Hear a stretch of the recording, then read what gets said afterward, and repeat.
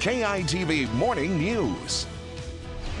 Good morning. It is straight up 6 o'clock. It is the 26th of May. It is Tuesday. Thanks for waking up with KEYE-TV Morning News. I'm Chris Saldana. And I'm Ashley Roberts, in for Allison Miller, who is still on maternity leave. And we do have continuing coverage of the flooding around central Texas this morning. Overnight, rising waters left 8 people needing to be rescued from their homes. We're going to be checking in on more on this and giving you more updates from this region. And then over on Shoal Creek, we have floodwaters that have left several businesses damaged. We have Fred Cantu there, and he has the latest on the recovery efforts. Oh, and you're going to want to check this out. This is a tornado that was captured out in the Grange. One of our viewers sent us this footage from one of our viewers, and we can tell you how many tornadoes have hit central Texas as of Monday.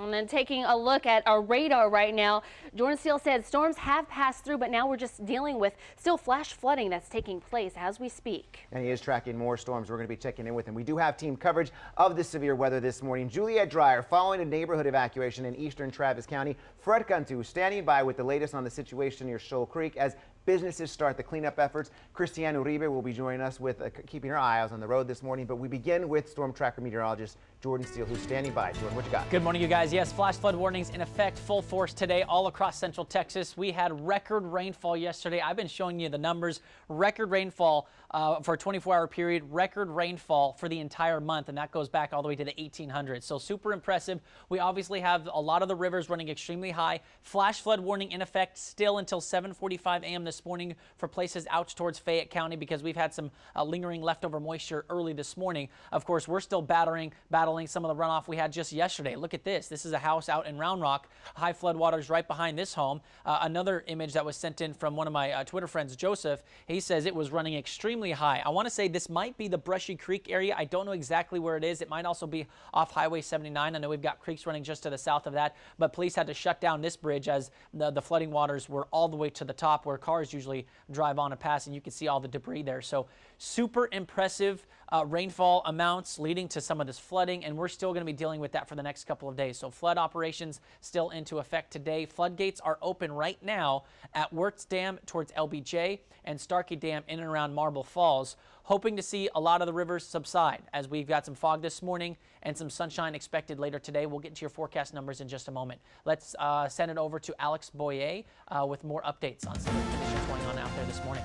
Jordan, thank you. We continue to follow all of that flooding all throughout central Texas. As we know, Fred Cantu is standing by along businesses literally flooded on Lamar Boulevard. But first, let's send it over to Juliet Dreyer, who is live near the Blake Manor Road and FM 969.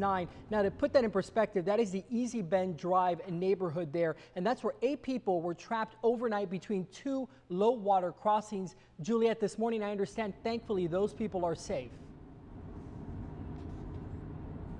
And that's the best scenario we could have hoped for in this situation. But as we're getting closer to rush hour, we're starting to see some cars driving down this road, this FM 969, and they're having to turn around because the road is still blocked here behind me. And as you mentioned, in total, there were 8 people who became trapped between 2 low water crossings here on FM 969.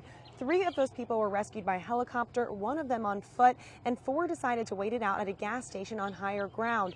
At its peak, the water was about 5 feet over the roadway, and that made it difficult for rescue crews to get into the area.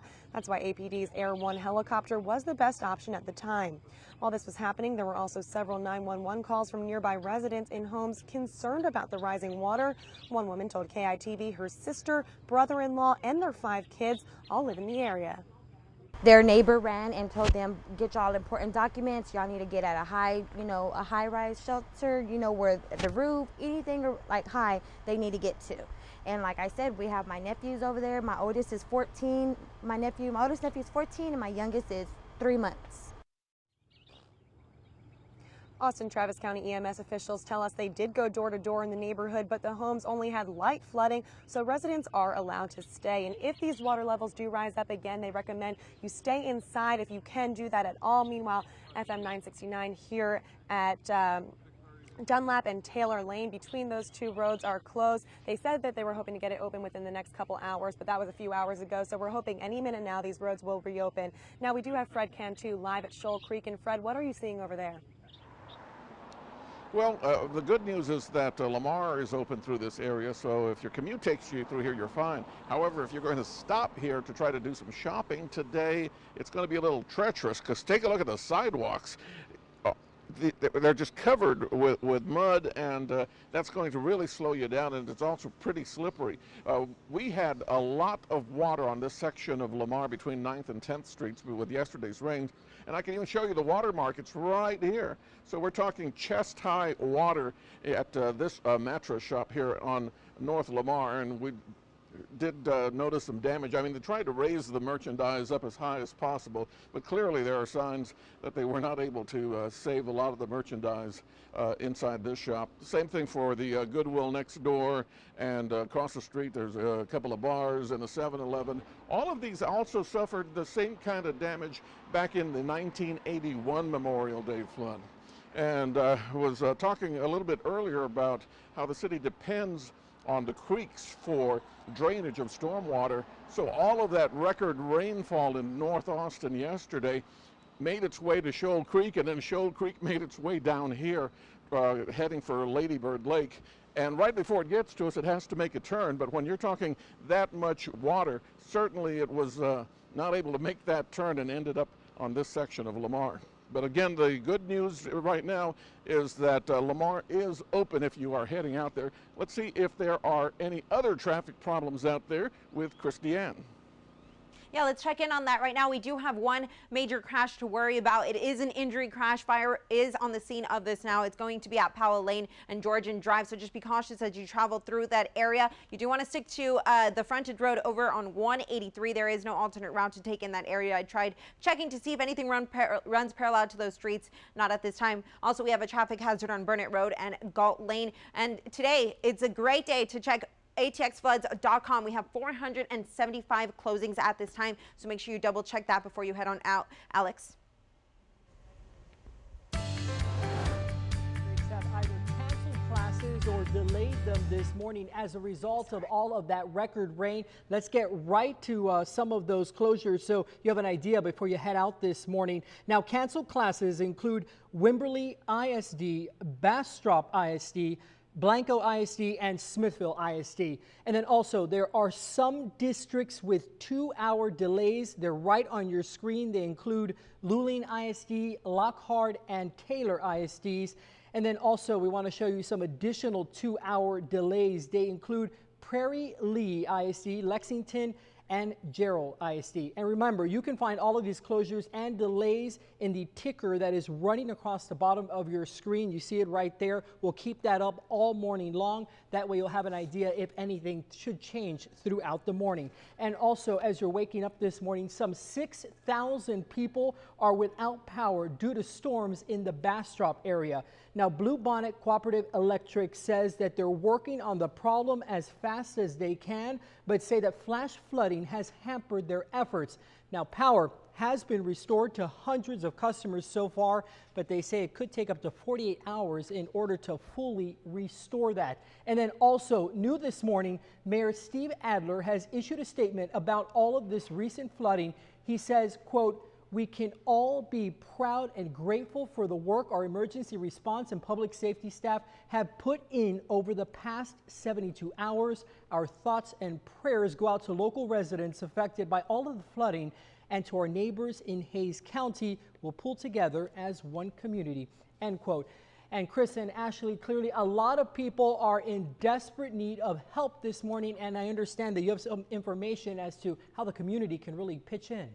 Yeah, we are. We want to share that here at KEYE-TV. We do care. We want to help Central Texas recover from this historic floods that have hit over these past few days. Starting tomorrow, right here on KEYE-TV Morning News, we're teaming up with the American Red Cross to collect monetary donations that will go directly to our neighbors in need. There will be Red Cross representatives on hand tomorrow morning starting at 4:30. KEYE Cares is proud to serve Central Texas. More coverage as we come back. Here's a live picture from where Juliette Dreyer is at in eastern Travis County. There were some evacuations that happened overnight. We're going to check in with her. Also, Fred Cantu in central Austin to give us an idea, downtown area, of what businesses are having to deal with this morning, trying to clean up. We're back after this. Time-saver traffic and weather together every 10 minutes. Good morning, ladies and gentlemen. Starting off with a look outside. We're starting to see some fog and a little bit of some sun, a mix of both. Man, give us the sun. We need some help out there for sure. 66 degrees, your current temperature out the door right now in downtown Austin. Taking a look at your visibility charts, the fog seems to be improving in Georgetown. Now 9 miles visibility. About 15 minutes ago, it was about 1 or less. Burn it. Increasing visibility, same thing in Llano, so that'd be nice. An update in Bastrop. Need to give you a heads up if we are in the Bastrop area waking up with us this morning. We've got the flood waters expected to reach major crest level later today and into tonight, so please be careful. We also got an update from a viewer at Skip. He says he checked his rain gauge, 6.6 inches of rain since yesterday. That puts 30 inches on the year to date. Very impressive. More weather updates in just a moment. Let's get to Christiane with a traffic update. We're taking a look right now at our traffic tracker at Powell and Georgian Lane. Right now, we do have both fire and police on the scene of this. It is a vehicle rescue and an injury wreck, so right now they are there. It's a very distraction, so be sure to leave with time for delays if you're traveling through that area. It does look closed right now, so be sure to stick to the 183 Frontage Road. But right now, that's the only crash we have working at this time. But we have a lot of flood coverage happening at this time, so stay with us and we'll be sure to update you on that at this time. Time now is 6:16. Here's a live look at the traffic in Houston. They are now getting a lot of rain. We're told 6 to 10 inches, Jordan says, from the storm that started overnight. So we'll be checking in and seeing what's going on in Houston throughout the morning if things do get pretty crazy out there. Meantime, in other news, ISIS continues to gain ground in the Middle East and now has its sights set on the Iraqi capital of Baghdad, along with the way it has taken over ancient cities, murdered innocent people, and destroyed priceless relics. Ryan Noble joins us live in Washington with more on how the American government is now reacting. Good morning, Ryan. Hey, good morning to you, Chris. And it's led to a war of words here in Washington. This morning, new information about the Iraqi military starting a counter-offensive against ISIS in the Anbar province. Their hope is to hold them off from Baghdad. This, as Defense Secretary Ash Carter has said that the Iraqi military has not shown the will to fight. The Obama administration believes that Iraq must defend itself in the fight against ISIS, but the terror group's march has Republicans questioning that strategy. ISIS took over the city of Ramadi, which is important strategically in relation to Baghdad. The unstable situation has Republican hawks like Senator John McCain calling for U.S. boots on the ground. McCain believes the Iraqi forces are unable to do the jobs themselves. He's demanding a new strategy from the White House. The Obama administration has been resistant to a major troop investment in the fight against ISIS. Meanwhile, the terror group's bloody campaign continues. They've already taken over the ancient Syrian city of Palmyra. Along the way, they've killed 250 people over just the past 2 weeks. And Chris, 13 of those victims were children. Ryan Noble is live for us in Washington, D.C. this morning. Thank you, Ryan, for that. We'll be following you guys again, chatting with you tomorrow. Thanks. Meantime, back home, continuing coverage of the major flooding that has hit all over central Texas. In Bastrop, people have been allowed to return to their homes after evacuations were ordered when a small dam broke near Bastrop State Park. This is video from eastern Tahitian Village, just south of Highway 71, where debris and rushing water still covered the roadway late into the night. Right now, the road remains closed since it is impassable. Bastrop officials say they want to keep travel to a minimum. And also happening right now, Cap Metro is asking riders to allow extra time for their commuters this morning. If you depend on Cap Metro, listen up. They're keeping an eye on the weather conditions and any impact that it could have on bus and train service. If we do get any maybe delays or any routes that are closed because of the flooding that happened overnight from yesterday, we'll be sure to post it online and let you know. So make sure you follow us on KEYE-TV.com and also on our app. Now, the damage is so widespread, it's hard to get a real feel for what many people are going through. But social media is playing a vital role in getting that message across to all people across the world. And in Central Texas, KEYE-TV's Alex Boyer joins us in the studio with a look at some of the powerful images that are posted overnight. And Alex, some of them are just hard to believe. Oh, it's incredible. And within the last couple of hours, we've gotten 30 new pictures posted online. So a lot of people, I think, as they're waking up this morning, they're starting to see all of that damage. And every single one of these pictures tells a different heartbreaking story. Now, as you're waking up this morning, we're just getting a peek at what Mother Nature has really done to Central Texas. Take a look at this. One person posting, "Rest in peace, House Park 2011 to 2015. You can see a car that is floating in the distance there. Pretty incredible. Another shot here. This person saying, yikes. You can see the skyline of downtown Austin in the background. And again, some cars just floating in the waterway here. And then another one here, this one of the video, just showing the sheer magnitude of all of that running water. You can see some of the people there standing in the distance, and this woman trying to tread through some of that water. It says, my girlfriend's parking lot and apartment building next to Waller Creek and in ATX. So clearly a lot of pictures coming in. If you're seeing damage in your area and would like to share your pictures, please post them to the KEYE-TV Facebook page or on Twitter at KEYE-TV and use the hashtag KEYE-Weather. Live in the studio, Alex Boyer, KEYE-TV Morning News. All right, Alex, 30 new images in just a matter of minutes from people as they are waking up. And then towards the end of the day, as the storm was shifting east, people were posting images of the cloud cover. We had what's called the Mattis clouds coming through. It was mind-boggling. Like marshmallows up there. That's like a good way to marshmallows say up it. there. And you've been tracking the weather thing, the traffic? Yeah, we still have that injury crash happening now. We actually have our traffic tracker there, so we'll give you a view of that in just a few minutes. But, you know, what can we expect as far as weather-wise today? Lake levels, you said. Lake levels, I wanted to start there because we're actually seeing a lot of the runoff going right into Travis, into Buchanan, so that's where we're going to start. Lake Travis right now, check this out, you guys. I love reporting this. 62% full, Lake Travis specifically. When we combine Travis and Buchanan, 53% full. Let me focus on Travis yet again because we're actually seeing the peak in its recovery. So this is good. We go back several years. On the bottom is going to be a timetable of different years. That's going to be different lines that we're seeing. The blue line is 2011. We're actually surpassing our May lake levels back in 2011. And of course, we're looking only 16 feet below our normals right now. This is great. I haven't seen this in obviously several years. So that's the good news. The bad news, flooding still continuing. Floodgates are open right now in a couple locations, mostly out in the hill country, LBJ out towards Wirtz Dam and around LBJ, and Starkey Dam around Marble Falls. A couple gates are open, letting some of the runoff move through. Hoping today to see a lot of that, a lot of those rivers subside as we've got a little bit of fog this morning, but we're going to see some sunshine as we go into midday. Let me show you a couple of locations that we're concerned with. This is going to be out towards Bastrop, but let's first focus in on the Austin area out towards Travis. We've got Barton Creek, which is seeing a flooding situation this morning. The area in green, that's going to be flood warnings. We also have it out towards Onion Creek, closer to Del Valley, where we're seeing lots of runoff and swampy lands.